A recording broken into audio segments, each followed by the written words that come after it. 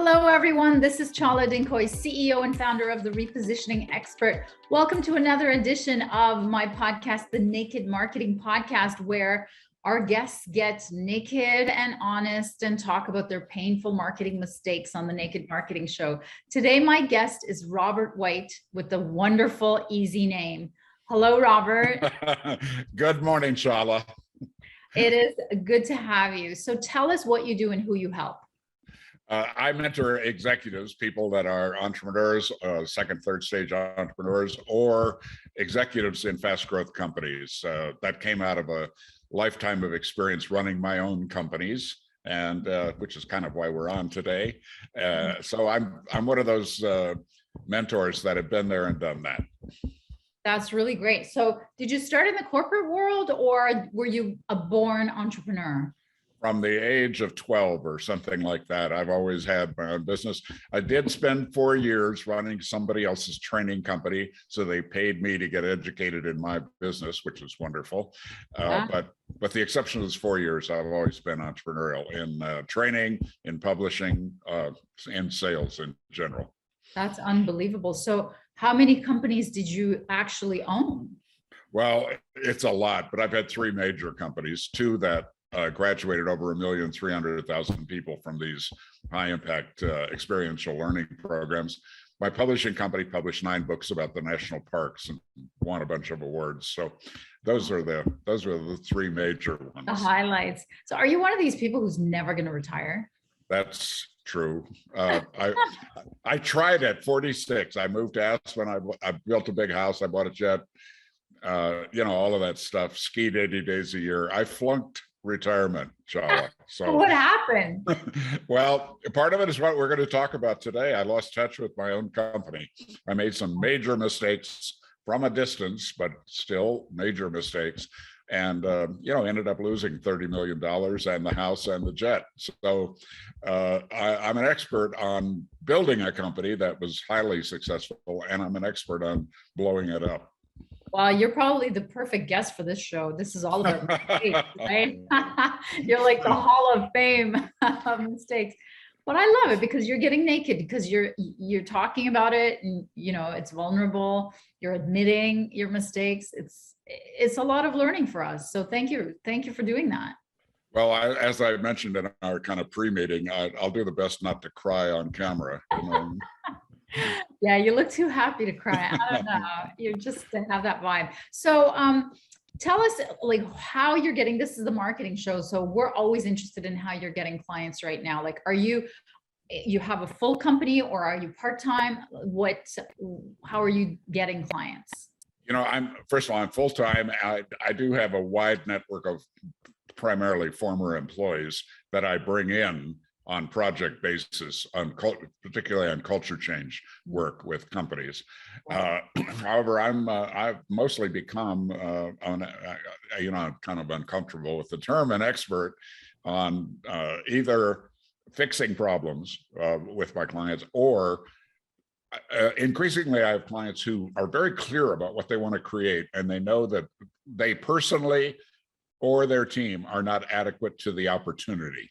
They know they're doing okay now, but when they look at this big future, they go, we're going to have to change the way we do things around here, and actually who we're being in the matter. So those are the 2 things that I work on today. So I love that it sounds like, and this is kind of what we talked about before, but you don't need any marketing because you have so many networks and you have so many people coming to you through referrals. Do you do any marketing at all? Like, are you calling people, or are you speaking somewhere? Well, the primary way is certainly, today I'm your guest, but yeah, I do have a podcast that I'm very active with called Conversations with the Not So Famous Achievers, where we bring on people that are not well known, but they've really done a lot. Yeah. And interview them along with a good friend of mine, my partner, Will Chris. So the podcast is a big one. I have an extensive email list for a thing called an extraordinary minute, a good idea that can be read in 1 minute or less. So I'm active, certainly active on LinkedIn and stuff like that. But primarily it's doing a good job for my clients and having them introduce me to others. That's the current job. with the companies, it was a version of that in some ways, in that it was referral based. Yes, yes. Now, did your business change at all during the pandemic or after? It got mostly killed because a lot of the work I've been doing is face to face.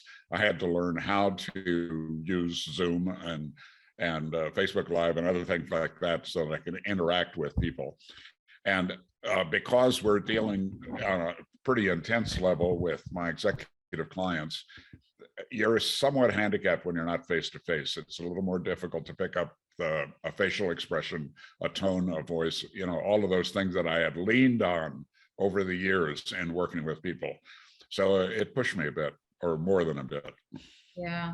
I mean, this thing here was my good luck charm. I lost all my income. I'm in Canada, so all my clients are in the US. So the borders closed and it was goodbye business. So I had to learn and pay a lot of good coaches on how to port my business online. So it's been wonderful because I've made, close to what I was making, but not ever leaving Canada. And, I have a 12-year-old. I mean, you started your business. I want to know what business this was when you started, when you were 12, because I have a 12-year-old. Was it like cutting grass or something? Oh, I did all of those things. I sold magazine subscriptions door to door. I shoveled snow. I lived in Wisconsin, not that far from Canada. I mowed lawns. I did everything. And I got into radio at age 14. So by the time I was 17, I made more money than my father had ever made in a year. So, I was just going to ask, were they entrepreneurial? Was it your parents? No, we were poor. And I've worked a lot on this idea of what's your purpose, why are you doing what you're doing for clients, but also for myself. And one of my early purposes was I will not be poor again. That kind of driven thing. That is very cool. Very cool. Yes. Okay. So tell us, let's get to the naked marketing mistake that you made. Tell us about that. At 46, I've been an entrepreneur. I work, you know the game. You work a lot of hours and a lot of days, and sacrificed a lot with family, by the way, to do that. Learned some painful lessons about that, but became very successful. So at 46, I quit. I had been living in Asia. I built the business. We became the largest training company in Asia, and I semi-retired. Major mistake number one, but not a marketing mistake. Yeah. I moved to Aspen, Colorado. I built a 15,000 square foot house. I bought a jet. I skied 80 days a year. I traveled with the late John Denver for 6 months. I did things that were way beyond anybody's bucket list, and had a wonderful experience. Remarried, had 4 wonderful children, 2 birth children and 2 adopted, and just an incredible life. And I took my eye off the ball. I dropped in on my business from time to time, but right. That's not where my focus was. And I actually hired a client, a guy who had run a major division of AT&T, to run my company. He was also a graduate. He loved our product. He's a smart guy. He's a wonderful guy. And he threw a big meeting about 90 days into his term with me and invited me, of course. I'm the owner. And so I came down from my lair in Aspen. First time I put on a suit in, a year. And I went to the big meeting, and at the big meeting, for the first time in the history of my company, they set a financial goal. I never had a financial goal. I mean, I certainly had the goal to have the cash flow necessary to fund the business and make it work. And we were highly profitable, which allowed me to play around in Aspen. But we never set a financial goal. We had a goal about putting more butts in seats, putting people into these high impact experiences that change their lives for the better. So our focus was on serving them. And it was a 100% referral business. No advertising, no salespeople, no conventional marketing. All of our marketing was through our graduates. And that's how you get to 1,300,000 people, one by one by one. Corporate people would go through the training and like it, and then 50 people or or 100 people. So not quite one by one sometimes. Yeah. And I sat in that room, and it was so exciting. Everybody was excited about setting this new goal. And I bought into it. I signed up for it. I supported it. And when I look at the failure of my business, it goes back to that meeting, just to changing the culture of our company by setting a specific financial goal instead of a service goal. So that was my major mistake. Wow. So, I mean, it sounds as if it transcends marketing, that mistake. Wouldn't you say? Isn't it like some sort of classic textbook HR, well, I mean, cultural, that is what you do for others, right? It's that cultural difference. Yes. And when, people, what I've noticed in working with my clients is your customers, whatever you're selling in your business, they know your culture. They know it indirectly. Sometimes they only sense it or feel it, but they know your culture. They know if you're taking care of your people. They know if you're doing good work in the world. They know if you're really paying attention to quality. They know if the customer service people are not taking those phone calls correctly. And it's death by 1,000 cuts when you don't pay attention to culture. Yeah. Many people have been credited with that statement that culture eats strategy for breakfast. Peter Drucker used it. Yeah. But it's true. Your culture telegraphs to everybody in your world. Yeah, it's so amazing. Yeah, in fact, I just changed our title, which, for the podcast, I changed it from changed referral-based marketing message to strategy, changed referral-based marketing strategy, and lost the business. Yeah, well, so why don't you tell us what happened? Well, what happens is, first of all, you take those, looking really close to me, the people that are running my company and people that are working in it, it took away their kind of public service foundation for what they were doing. To I'm just a cog in this machine being driven by these money people at the top. So instead of it being a cause, it became a job. Right. Now, this is all after the fact. This is describing something that happened after the pain of losing the entire company. But our results just started spiraling down the moment that we changed our culture. Wow. In a non-positive way. And so then you start losing good people. And in our business, all of our assets walked out the door every night at 5 o'clock. We're that classic kind of business. It's not on real estate or machines. It's people. And it's attracting the best and the brightest.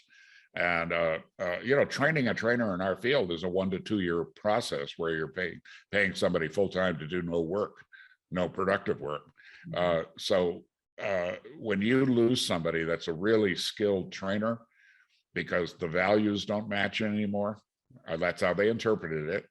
But I didn't get that. I remember I'm back in Aspen skiing, right, and raising kids. But so it's that death by 1,000 cuts. Yeah. Wow. Little cuts. And then one day, a key person walks out the door and takes 3 or 4 people with it. And another guy walks out the door and takes our corporate clients.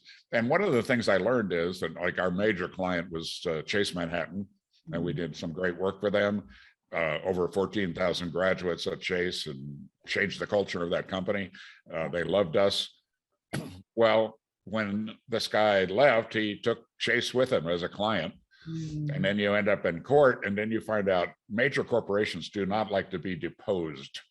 They don't like to sit in front of an attorney and have to ask about these 2 consulting companies that aren't getting along. So a lot of things like that happened, dragged me back into the business, caused me to put a lot of money back into the business in an attempt to save it. But I ended up firing 240 people. I closed 15 offices. I was, in addition to losing the money, I lost a lot of reputation as a result of that. But on the other hand, what I learned from that experience is what I sell today. You make lemonade out of lemons.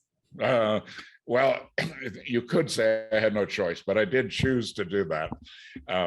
But my learning is it's all about focus, alignment, and commitment for any business.